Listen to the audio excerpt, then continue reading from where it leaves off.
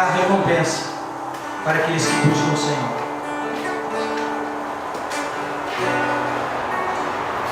Sabe, queridos, Deus ministrava meu coração antes da Érica pedir para orar. Deus ministrava que essa noite é uma noite que tem o potencial para ser uma noite profética. Uma noite profética, nós estamos num ambiente onde coisas proféticas podem acontecer. Nós estamos num ambiente cheio da presença de Deus. Aleluia. E é num encontro desses com o Senhor que Deus pode desatar algo na tua vida. Aleluia. Aleluia. Aleluia. Sabe, queridos, a Bíblia fala algo sobre o tempo da visitação de Deus. Nós temos que estar apercebidos que Deus trabalha no tempo chamado Kairos. E o Kairos de Deus, ele está relacionado a qualidade, tempo oportuno. O Cronos, o nosso Cronos, está relacionado, o nosso tempo Cronos, o tempo humano, está relacionado à quantidade.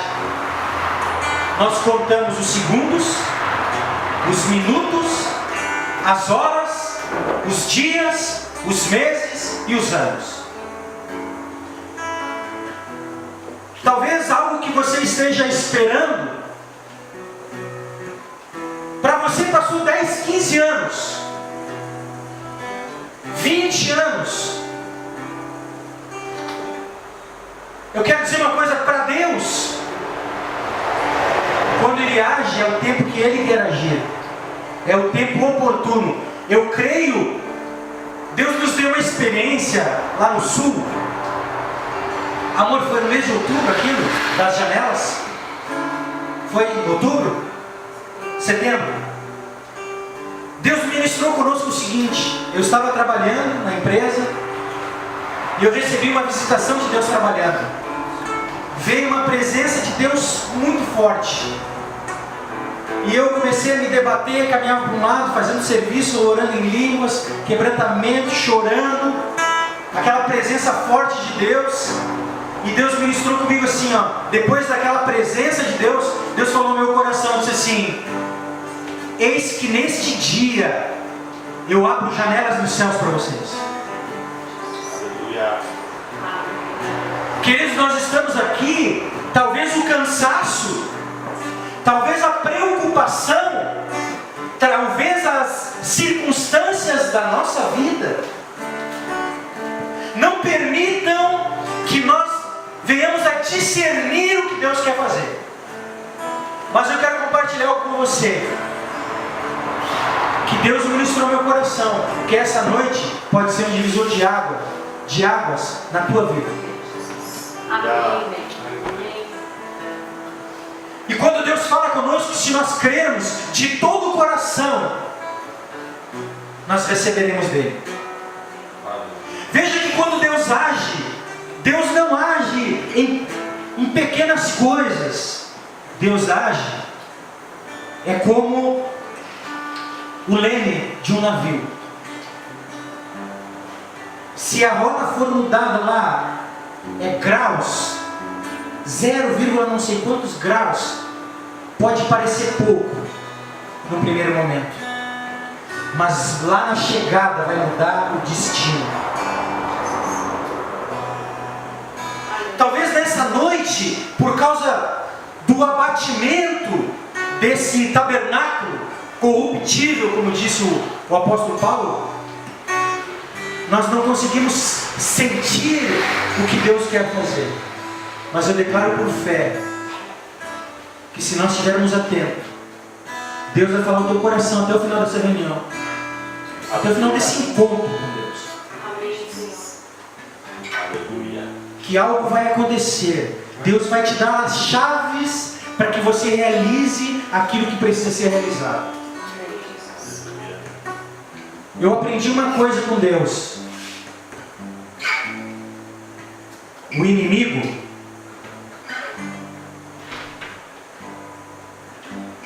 ele pode fechar a porta.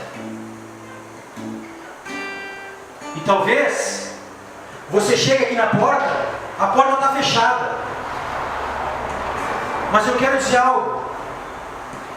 Quem tem as chaves do reino somos nós. Satanás não tem a chave dessa porta. Ele pode te impressionar e fazer você desistir de vir aqui e tentar abri-la. Portas que estão fechadas na tua vida. Coisas que você espera acontecer da parte do Senhor. Eu quero dizer, lá em Mateus capítulo 16, Jesus não disse assim, ó, eis que dou as chaves do reino para a igreja. Não é as chaves do reino para uma instituição religiosa. É as chaves do reino para a igreja. E quem é a igreja? Você, eu, nós. Então, quando nós entendemos que as chaves do reino já estão aqui, e que o Satanás não tem a chave da porta, ele apenas fecha a porta, encosta ela, mas aqui, quem tem o poder de abrir somos nós. Amém. Aleluia. Então o que eu quero dizer nessa noite, porque essa noite é uma noite profética, porque você vai poder profetizar algo. A porta que está fechada, você vai profetizar nessa noite e a porta vai se abrir. Aleluia. Aleluia. Eu creio nisso. Eu creio nisso, igreja. Amém. Foi nos dada a autoridade, as chaves do reino, para abrir portas. O que eu quero compartilhar nessa noite, eu quero que você abra sua Bíblia ali no livro de Atos, capítulo 12. Livro de Atos, dos Apóstolos, capítulo 12. Para você acompanhar. A paz, graça e a paz a todos. Amém.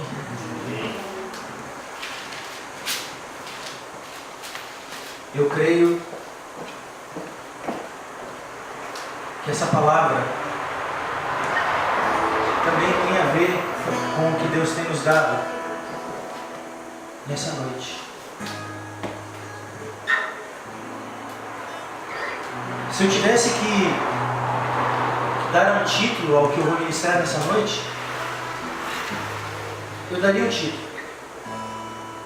Eu não costumo dar título a mensagens, não faço mais, a não ser quando é algo específico, que alguém pede para que se leve a algo específico, temático, mas nós aprendemos com Deus a ter liberdade de ministrar aquilo que Deus ministra conosco. Mas se eu tivesse que dar um título nesta noite, o que Deus quer falar conosco? O que a igreja deve fazer quando for perseguida, quando estiver passando por lutas e tribulações? Qual é a postura da igreja? A igreja não instituição, mas a igreja corpo. A igreja reino. A igreja embaixadores do reino. Você sabia que você é embaixador do reino? Você representa o reino dos céus na terra. Quando todos nós aprendermos isso de entendimento, no decorrer da nossa caminhada, eu creio que coisas tremendas vão acontecer. Então eu quero ler o texto que diz assim, Atos 12. Herodes persegue a igreja. Por aquele mesmo tempo, o rei Herodes prendeu alguns da igreja para os maltratar. Mandou matar a espada Tiago, irmão de João. Vendo que isso agradava aos judeus, continuou mandando prender também a Pedro. Isso aconteceu nos dias dos pães sem fermento. Havendo-o prendido, o trancou na prisão, entregando-o a 4 grupos de 4 soldados, para que o guardassem, querendo apresentá-lo ao povo depois da Páscoa. Pedro estava na prisão. O que diz no restante do versículo? Vírgula. Mas a igreja fazia contínua oração por ele a Deus.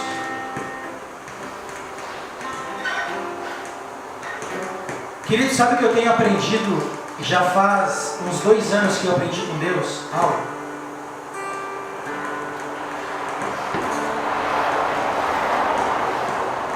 Que nós, igreja,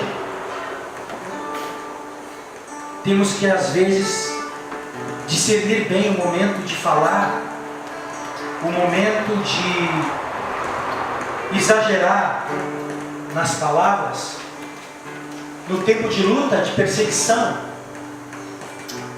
Porque se alguns da igreja ainda pensam que é só vitória, cada vitória tem um preço a ser pago. Cada conquista que você imagina em Deus, seja para comprar um carro, seja para comprar uma casa, seja lá o que for, seja para concluir uma faculdade, seja romper aquilo que não consegue se romper na tua vida. Quando o povo saiu do Egito, saiu para conquistar uma terra prometida. Deus tem na mente dele algo. Ele quer que você conquiste territórios. Quer que você avance. Avançar. Então, nada é fácil. Tudo tem um preço. E eu quero dizer uma coisa: o preço não será falar demais, não será murmurar, não será desanimar, não será reclamar. Mas sabe qual é o preço?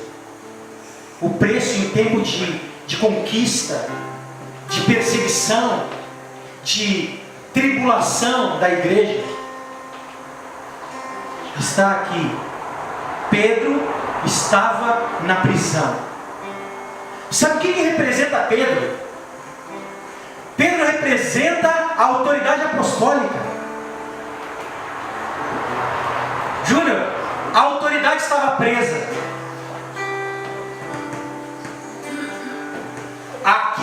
A autoridade que pode desatar coisas no mundo espiritual estava presa.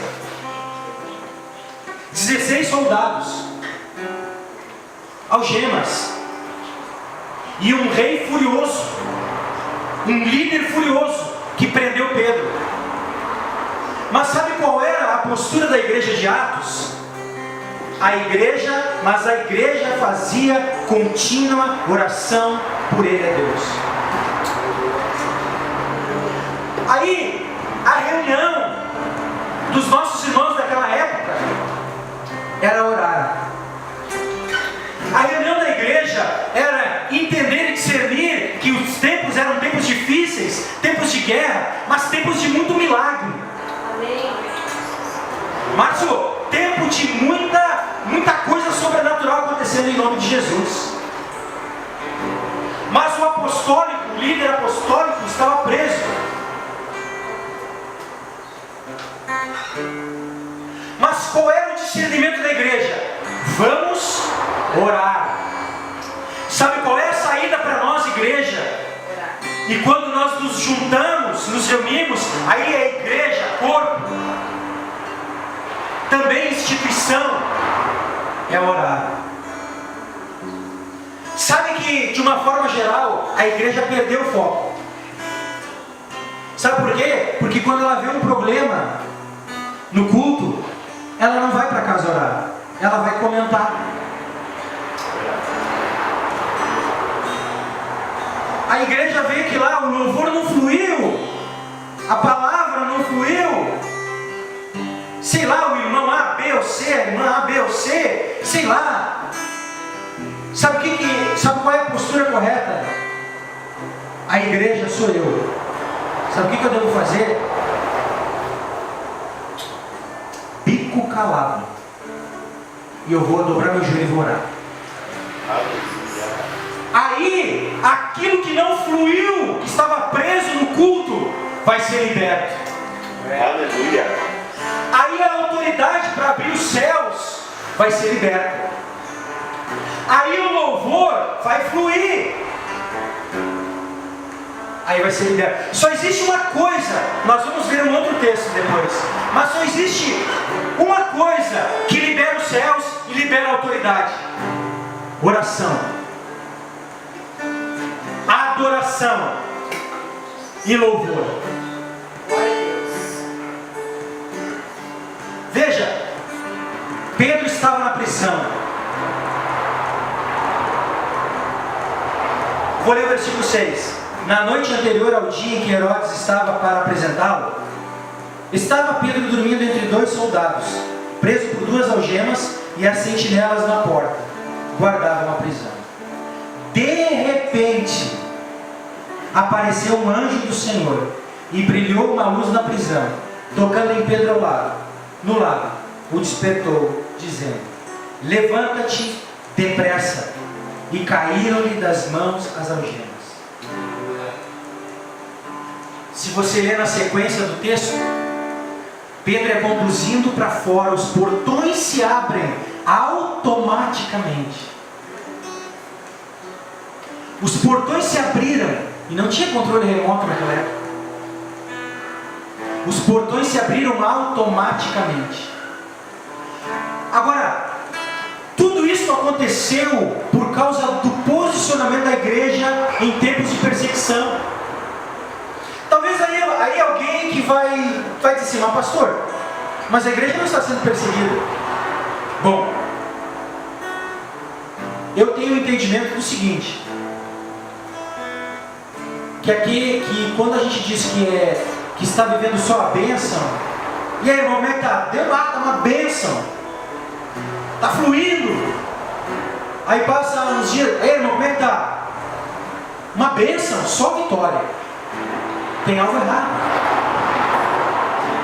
Tem algo errado, sabe por quê? Porque cada um de nós, como igreja, com entendimento, nós causamos algumas coisas no mundo espiritual. Com entendimento. E aqueles que têm entendimento, líderes, pessoas que amam o Senhor Jesus, a Bíblia diz que vão sofrer perseguição. Talvez nós não soframos perseguição das autoridades, mas tem algo no trabalho, tem algo dentro de casa, uma perseguição dentro da família, uma perseguição de alguém que não foi com o teu jeito de ser. A postura deve ser orar para que o milagre aconteça. Eu vou ler um outro texto que se encontra em Atos, capítulo 16.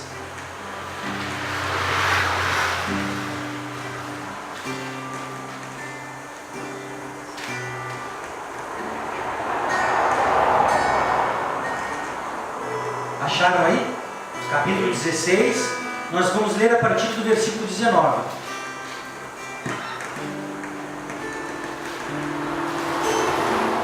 Atos 16, 19.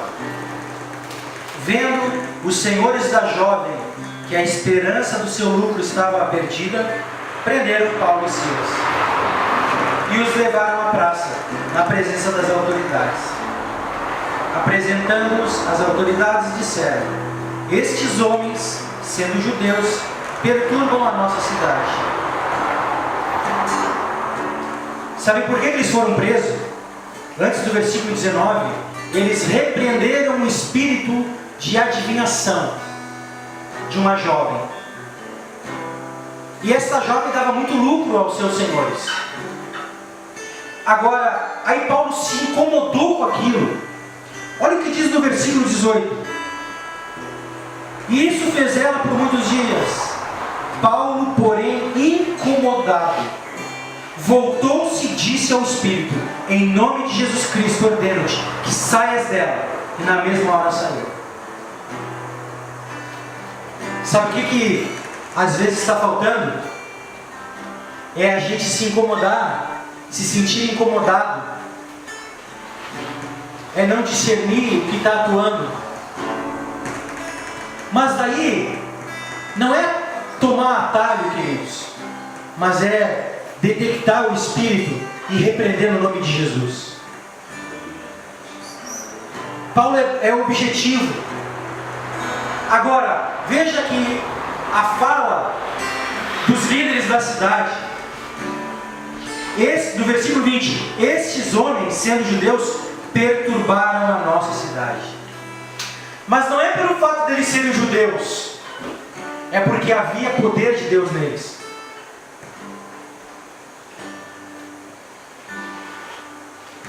Eu e a minha esposa, a gente tem comentado algumas coisas e sempre nos firmamos: nós não devemos negociar nossa fé. Nós não devemos. Os apóstolos, os líderes da igreja, aonde iam, perturbavam a cidade. Sabe por que perturbavam? Porque eles eram luz. Porque eles eram um reino na terra.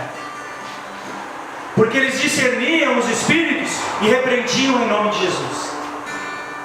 Eles eram objetivos. E de um modo geral eu falo, queridos, a igreja perdeu a simplicidade.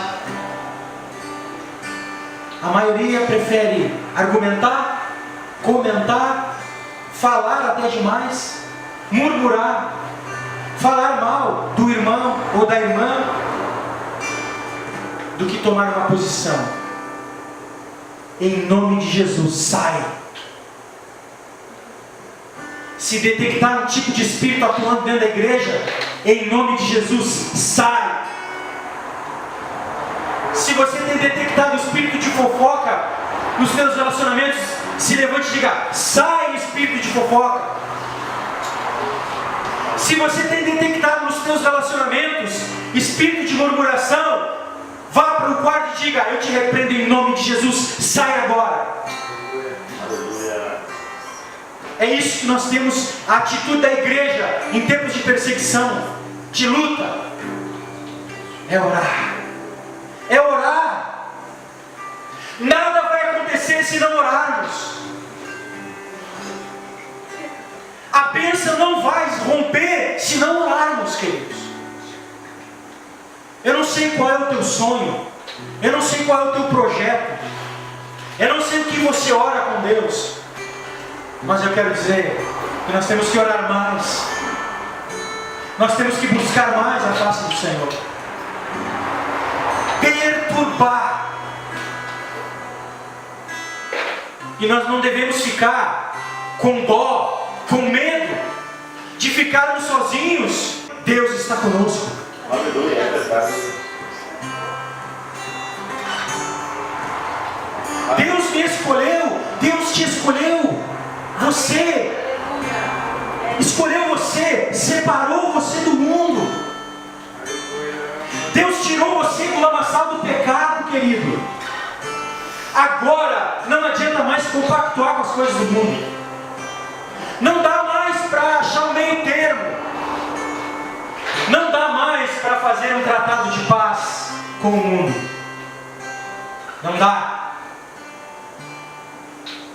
É claro que vamos correr o risco de algumas pessoas dizerem que somos radicais.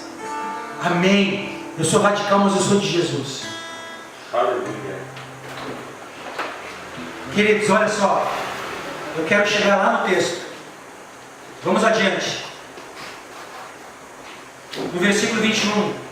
E nos pregam costumes que não nos é permitido receber nem praticar, visto que somos romanos. a multidão levantou-se unida contra eles, e as autoridades, rasgando-lhe as roupas, mandaram açoitá-los com varas. Havendo-lhes dado muitos açoites, lançaram-nos na prisão, ordenando ao carcereiro que os guardasse com segurança. Ele, tendo recebido tal ordem, lançou-os no cárcere interior e lhes prendeu os pés do tronco. Agora imagina o lugar: cárcere interior. Não era o cárcere que nós vemos hoje, com TV a cabo, celular, visita íntima, tudo do bom e do melhor. Era muita sujeira, muita podridão. Agora veja bem, e prendeu os pés no tronco. Perto da meia-noite, Paulo e Silas, o que eles faziam? Oravam e cantavam hinos a Deus, e os outros presos os escutavam. Deus nos chamou, Júnior. Ainda que estejamos na caverna, nós vamos fazer barulho lá dentro da caverna. Aleluia. Se o inimigo está tentando colocar a igreja dentro da caverna, nós não vamos ficar tímidos como Elias, deprimidos como Elias, mas nós vamos ter a atitude de Paulo e Silas. Nós vamos fazer barulho dentro da caverna. Nós vamos orar, nós vamos adorar, louvar ao Senhor, porque temos certeza que algo vai acontecer. Amém. Aí, esse barulho, Márcio, eu creio que Deus se agrada. Barulho de glória a Deus, aleluia, e louvores, adoração. Aí, quando as pessoas quiserem falar outra coisa, vai estar tão desigual, vai estar tão... Nós não vamos conseguir dar ouvidos a fofocas, reclamações. Nós vamos orar. Deus quer que a igreja ore. Deus quer que a igreja marche, cantando, louvando, adorando ao Senhor. Porque ela faz isso com entendimento, pastor Fred. Ela não faz por fazer. Não é uma metodologia, mas é um posicionamento. E quando eu entendo o meu posicionamento nos tempos da adversidade, eu tenho convicção do que vai acontecer depois que eu orar, e depois que eu clamar, e depois que eu adorar. Aleluia. Aleluias. Perto da meia-noite, Paulo e Silas oravam e cantavam hinos a Deus, e outros presos os escutavam. De repente, houve um terremoto tão grande que os alicerces da prisão foram abalados. Abriram-se todas as portas. Preste atenção. Quando eu tenho entendimento do meu posicionamento, passando pela prova, cantando louvor, de repente, pode ser agora. Os alicerces que te prendem, pode ser nesta noite agora. Aleluia. Alicerces caindo por terra, na igreja, na vida dos nossos irmãos. Os alicerces vão tremer, e a pedra que não estiver bem acentuada, a pedra que não estiver bem fundamentada, vai rolar. Queridos, eu quero falar um pouquinho sobre alicerce. Me ocorreu agora. É quentinho, da parte de Deus. A Bíblia diz em Apocalipse que nós somos colunas. Colunas do santuário. E para ser coluna, tem que estar bem alicerçado. Queridos, mas me ocorreu algo agora, lendo esse texto. Sabe o que nós vemos hoje? de um modo geral eu falo, pedras que não querem ficar bem encaixadas naquele lugar que Deus colocou. E essa pedra, daqui um pouco, rola e vai tentar um outro lugar para se encaixar. Se nós de igreja entendêssemos que não é tempo de sair do alicerce que Deus nos colocou, não é tempo.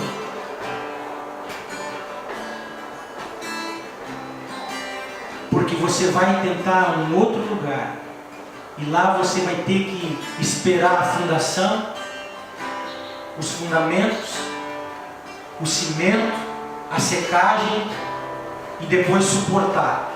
É muito tempo.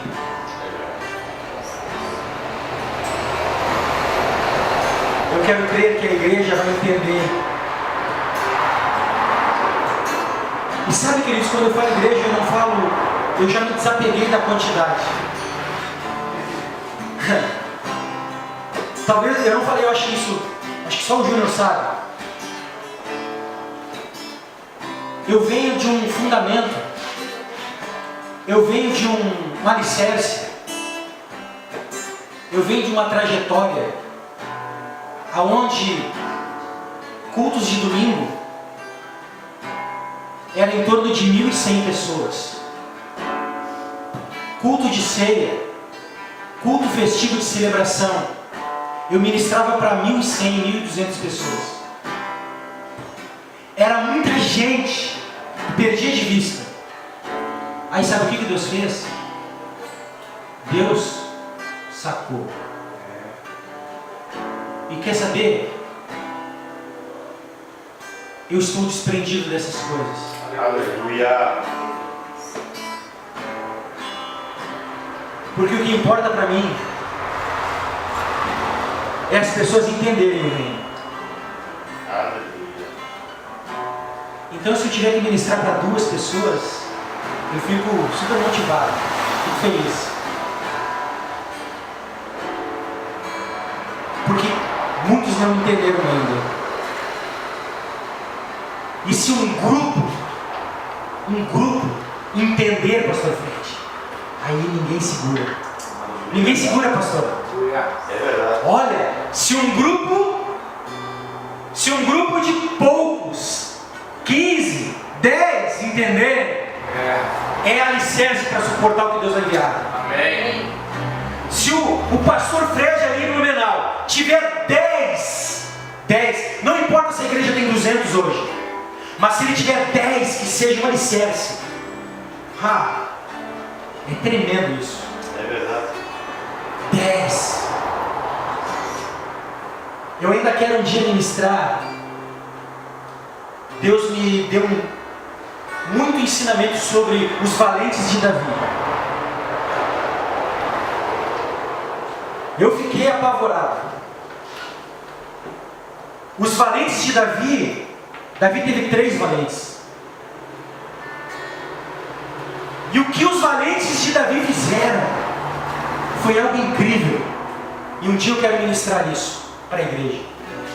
Só que, junto aos 3 valentes, tinham mais uns camaradas, Márcio, que eles estavam aqui, no mesmo nível. Só para vocês terem uma ideia, Abisai, ele salvou Davi da morte. Davi saiu na luta, foi lutar contra um gigante que nem Golias, só que daí a Bíblia diz que o gigante tinha uma armadura nova. E Davi já era velho e cansado da batalha. E o gigante ia matar Davi.